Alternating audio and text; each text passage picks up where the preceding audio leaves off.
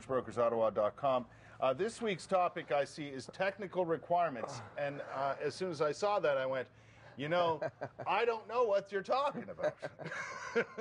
What are the technical requirements for what? I don't know. Who put that in there? You did. No, I didn't. No. Cashback mortgages. We're going to talk about today. Cashback mortgages? Cashback mortgages. A lot of young people with interest rates where they are today don't have that down payment. So cashback mortgages are still available if you qualify. I haven't heard much of them. I haven't heard much about them. Yeah, they're tighter to qualify. Listen, there's some great perks in it, and the perk is that if you don't have a down payment yet, you've got a good income, good credit, as a young person, especially with interest rates where they are now, can get into a home. Sooner rather than later. Sooner rather than later, because what the bank will do is they'll actually front you the 5% cashback, the 5% down payment as a cashback. They'll give it to you so you can combine it with your other cash for your down payment. Well, you don't have it down. Well, so you have nothing? The only other money you'd have to come up with is a closing cost. So if you're a first-time home buyer, you'll get a $2,000 land transfer tax credit. So therefore, your closing cost should be $2,000 or $3,000, depending on the size of the house that you buy. Couple $3,000. So $3,000. So somebody that's got $3,000 and doesn't have a cashback is eligible. And typically it's a younger couple that'll do it, or a young individual. Some hot shots right out of school, and they get a great job, and you just don't have any savings. With interest rates where they are today, why wouldn't you? Truly, I mean, if you've got a semi-decent income, you might be able to qualify if you're just looking to buy a townhouse. So.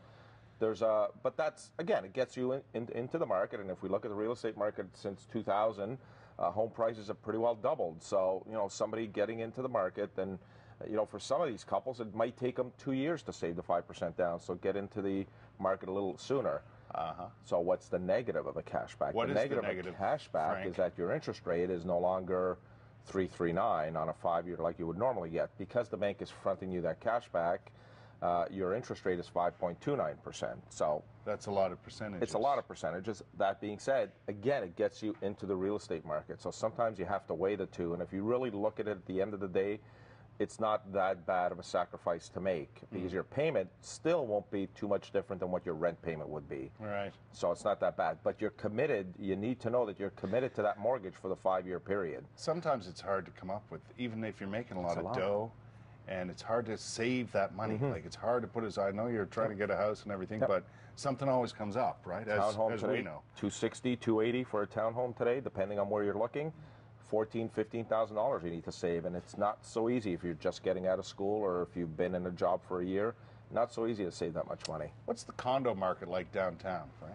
I know I saw a news story last night about all the condos going up, and some debate over how tall they should be and where they should be. But I'm seeing it all over pockets of the inner city, as it were, not just right just downtown. Westboro's got 3 or 4 that are going up. But up by Preston's got another one going Catherine Street. Catherine Street's got another one going up. So condo market's very good right now. There seems to be a lot of demand for condos, but for the younger couples, and sometimes I warn them, I say the condos are nice, and if that's the type of living you want, that's great. But from a cost standpoint, the condo prices sometimes aren't too much different from a townhouse. No. And of course the condos come with condo fees. Some of them range from $300 to $500 a month, and that's a lot to give up. To be honest with you, drove me insane. Like, I had a condo kind of in the East End, and it was a cheap place. But I was still paying $200 and $300. No different than a townhouse. No, and it kept going up in tremendous leaps. Like, it would go up $100 from one year to the next. For what? That's the risk of a condo. What do you get out of a condo fee? What's it for? Well, that's your management. Your condo management team is supposed to tell you why. And what the projections are. When you buy a condo, the one thing you need to do, you need to get some projections of what is expected if there's any major expenditures that are about to happen in the next 2 to 5 years, because that'll make a big difference in what your condo fees are about to change to. Gotcha. And some people will sell their condos knowing that these big expenditures are coming up. Yeah. And buyer beware. The other thing is there's windows and roofs and stuff. And that's all paid for. You don't have to worry about that if you're in a condo. But if you're buying a condo building, the condo apartments, really, there shouldn't be any expenses for the next 15 or 20 years. No. Unless they're glass ones, which, of course, that was an issue in Toronto. So. And they sometimes charge you extra, and I mean a lot extra, for a parking space, which to me is just... Location.